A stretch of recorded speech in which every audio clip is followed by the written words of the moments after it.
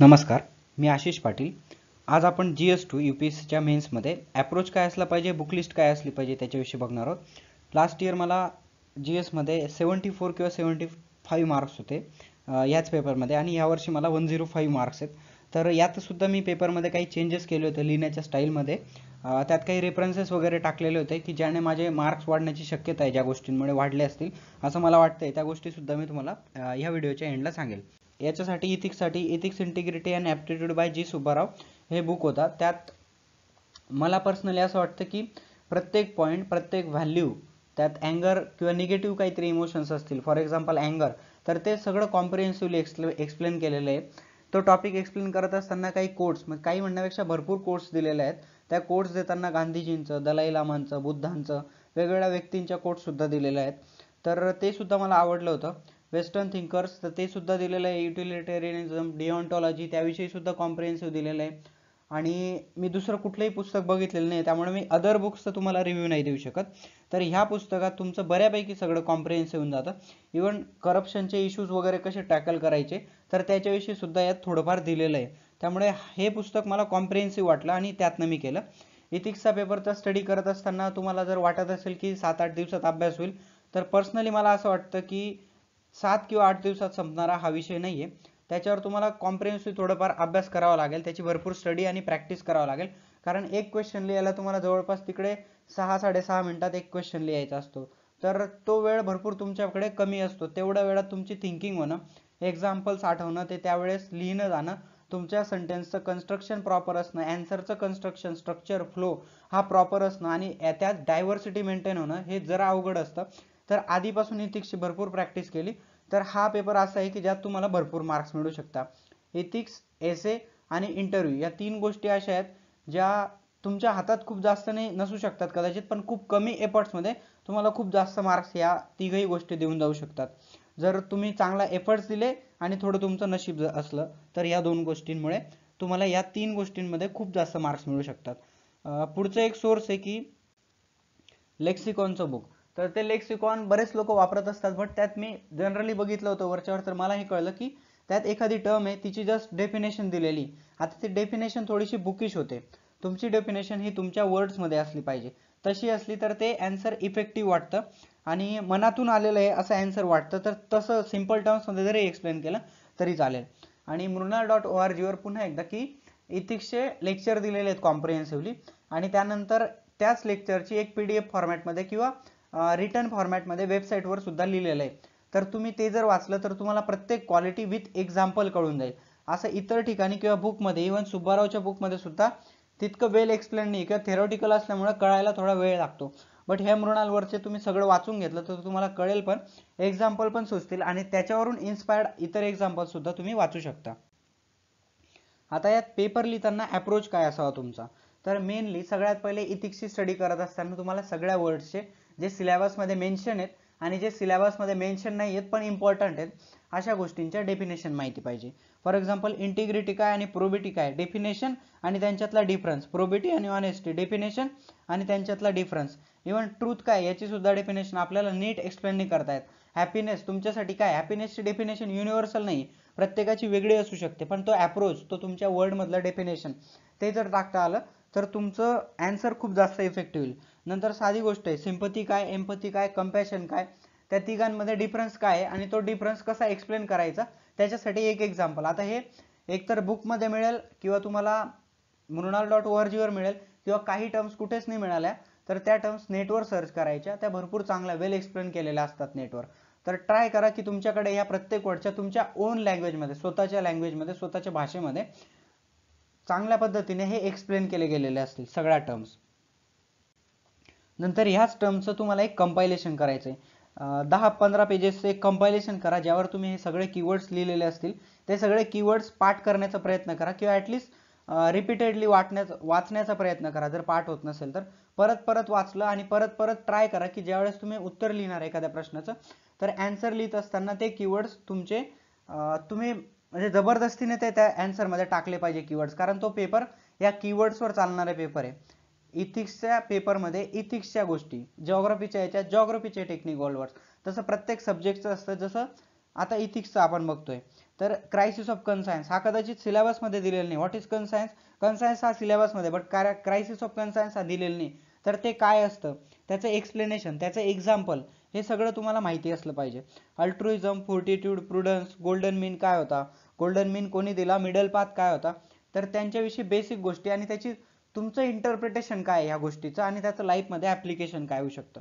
आता हे झालं थोडंफार इंग्लिश टर्म्समध्ये, बट इंडियन इथोस किंवा इंडियन फिलॉसॉफर, इंडियन लीडर्स यांनी सुद्धा काही फिलॉसॉफीज दिलेल्या आहेत किंवा त्यांचे पण काहीतरी वर्ड्स आहेत. जस्ट मी 3 मेन्शन केले की सर्वोदया, अंत्योदया, इंटिग्रल ह्युमॅनिझम. हे तुम्हाला त्यांच्या शब्दात एक्सप्लेन करायचे आहेत, बट तुमचं इंटरप्रिटेशन त्या टर्म्सचं काय ते इंटरप्रिटेशन सुद्धा तुम्हाला एक्सप्लेन करावं लागणार आहे. हे जर इंटरप्रिटेशन तुम्ही एक्सप्लेन केलं आणि त्याला उदाहरण दिलं तर तो आन्सर किंवा तो अप्रोच तुमचा खूप इफेक्टिव्ह वाटत असतो. आता सर्वोदय आहे म्हणजे तुम्ही थर्ड पेपरमध्ये जर बघितलं इन्क्लुझिव्ह ग्रोथ, तर तुम्ही याला लिंक करू शकता सर्वोदयाला. सर्वोदयाला लिंक केल्यानंतर एम्पथी, कंपॅशन या ज्या गोष्टी आहेत त्यांना सुद्धा तुम्ही लिंक करू शकता. ही तुमची सेन्सिटिव्हिटी, तुम्हाला इमोशनली इंटेलिजंट असावं लागेल, तर तसं असलं इमोशनली इंटेलिजंट, तर इतर लोकांच्या फिलिंग्स तुम्हाला कळू शकतात. त्या फिलिंग्स जर कळाल्या तर कदाचित तुम्ही तुमच्या फिलिंग्स अशा क्रिएट करू शकता, स्वतःला इतकं एनकरेज करू शकतात की तुम्ही सर्वांच्या बेनिफिटसाठी काहीतरी काम करणार. म्हणजे प्रत्येक गोष्ट इतर सिलेबसच्या टॉपिक्सशी, कीवर्डशी लिंक करण्याचा पण ट्राय करा. आणि असं आन्सर आलं, एखादा क्वेश्चन आला, तर त्यात हे वर्ड टाकून थोडंफार इंडियन ट्रॅडिशन, इंडियन इथोस, तर ते त्यातनं एक्सप्लेन करण्याचा प्रयत्न करा.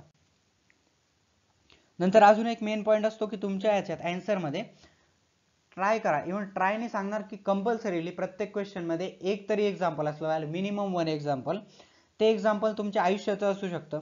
आता आयुष्याचे एक्झाम्पल आपल्याला लगेच नाही आठवत, कधी कधी आपण करतो की नेटवर इतरांचे एक्झाम्पल्स असतील तर ते चोरी करून घेणं किंवा स्वतःच्या कंपाइलमेंट्समध्ये इतरांचे एक्झाम्पल्स लिहून ठेवणं, अशा गोष्टी करतो.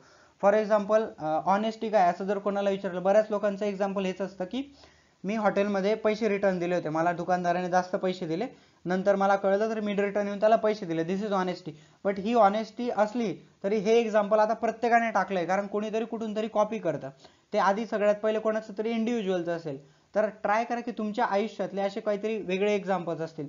तुम्हाला एम्पथी दाखवायची, तुम्हाला कंपॅशन दाखवायची, सिंपथी तुम्हाला काहीतरी सेन्सिटिव्हिटी दाखवायची, जस्ट छोटंसं मेन्शन करा की बसमध्ये मी एखाद्या व्यक्तीला सीट दिली.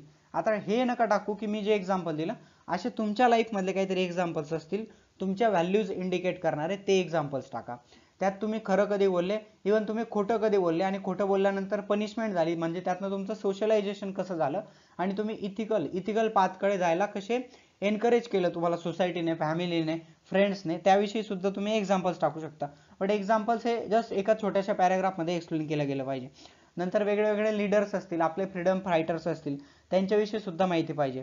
गांधीजींच्या लहानपणाचे एक्झाम्पल्स, ते मोठे झाल्यानंतर काहीतरी त्यांनी व्हॅल्यूज कसे अडेअर केला, त्यांचे एक्झाम्पल्स.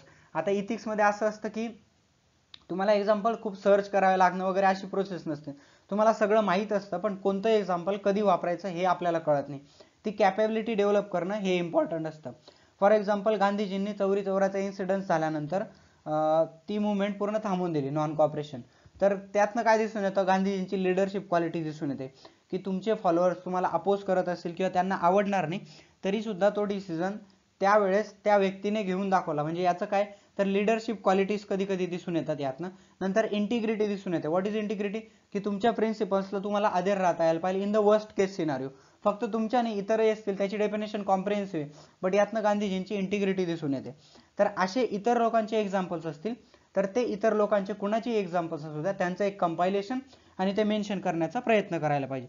ॲडमिनिस्ट्रेटर्स, तर ॲडमिनिस्ट्रेटर्समध्ये तुमचे बरेच आयडियल्स असतील, त्याच्यापैकी कोणीतरी 10 ॲडमिनिस्ट्रेटर, त्यांची एक लिस्ट बनवा आणि त्यांनी लिस्ट बनवल्यानंतर त्यांनी चांगले कामं कसे केलेले आहेत, त्यांनी वर्स्ट केस सिनारिओमध्ये कसं काम केलंय, ऑब्जेक्टिव्हिटी, इम्पार्शियालिटी कशी दाखवली, त्यांची डेडिकेशन टुवर्ड्स पब्लिक सर्व्हिस कशी आहे, याविषयी सांगा. Sympathy, empathy, compassion, rational thinking याच्याविषयी तुम्ही सांगू शकता. त्यांना कसा प्रिज्युडाइस नाही आहे, ते डिस्क्रिमिनेशन कसे करत नाही, याच्याविषयी सांगण्यासाठी तुम्हाला असे काहीतरी ॲडमिनिस्ट्रेटर्सचे एक्झाम्पल्स असले पाहिजे.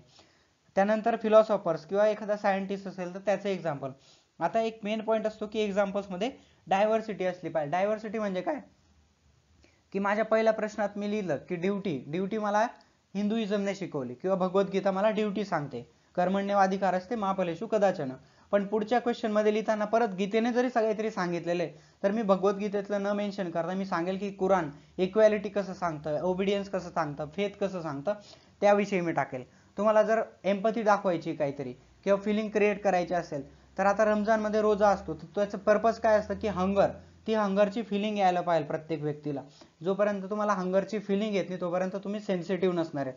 तसंच कंपॅशन, ख्रिश्चनिटी तुम्हाला कंपॅशन शिकवते तर त्याचं एक्झाम्पल तुम्हाला टाकता यायला पाहिजे. बुद्धिझम नॉन व्हायलन्स पण शिकवतो, मिडल पाथ शिकवतो, कंपॅशन शिकवतो, तर त्या गोष्टी. जैनिझम नॉन व्हायलन्स कसं शिकवतो, तर तसं प्रत्येक आन्सर मध्ये एकच रिलीजन, एकच आयडिओलॉजी, एकच व्यक्ती याचे एक्झाम्पल्स टाकण्यापेक्षा मल्टिपल रिलीजनचे, मल्टिपल टेक्स्टचे, मल्टिपल लीडर्सचे एक्झाम्पल्स टाकत चला. त्यातही डायव्हर्सिटी कशी असते की कधी लीडरचं एक्झाम्पल टाकलं, पुढच्या याच्यात एखाद्या संतांचं एक्झाम्पल टाका, पुढच्या याच्यात ऍडमिनिस्ट्रेटरचं एक्झाम्पल टाका, कधी तुमच्या स्वतःच्या लाईफचं एक्झाम्पल टाका. त्यातही लीडर्सचं किंवा कुणाचं एक्झाम्पल्स टाकत असताना आता फक्त नॉर्थ इंडियातले एक्झाम्पल किंवा फक्त साऊथ इंडियातले एक्झाम्पल असं नको. जर एखाद्या याच्यात गुरु नानक यांच्याविषयी तुम्ही टाकलं, पुढच्या वेळेस तुम्ही थिरुवल्लुर यांच्याविषयी टाकू शकता. म्हणजे डायव्हर्सिटी मेंटेन असली पाहिजे in language, religion, in area of their work आणि कोणत्या रिजनमध्ये, कोणत्या कल्चरमध्ये, त्याच्यानुसार सुद्धा तुमच्या याच्यात डायव्हर्सिटी असली पाहिजे. ही डायव्हर्सिटी का, तर इंडिया कल्चरल डायव्हर्सिटी आपण खूप म्हणतो, तर तशी आन्सर मध्ये जर असली तर तुमची थिंकिंग किती ग्रेट आहे, किती मॅच्युअर आहे आणि तुम्ही किती पटापट वेगळे वेगळे एक्झाम्पल्स टाकू शकता हे तिथे कळतं. आणि ही थिंकिंग तुमची प्रॅक्टिसने डेव्हलप होत असते. रिअल लाईफमध्ये तुम्ही जसं वागता त्याचा थोडासा इम्पॅक्ट असतो, बट इथिक्सला जी प्रॅक्टिस आहे तुमची त्या प्रॅक्टिसने अशी इम्प्रूव्हमेंट होईल तुमच्या आन्सर्समध्ये. त्यानंतर केस स्टडी कशा सॉल्व्ह करायच्या.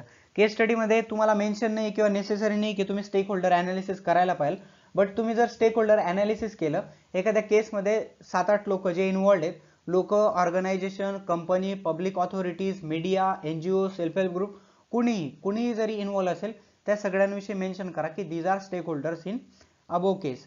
त्याचा फायदा होईल ज्यावेळेस तुम्ही अप्रोच बघता केस स्टडीमध्ये, डिफरंट ऑप्शन तुम्ही एक्सप्लोर करत असतात, तर त्यावेळेस त्या स्टेक होल्डर्सच्या अँगलने मेरिट्स आणि डिमेरिट्स तुम्ही लिहू शकता.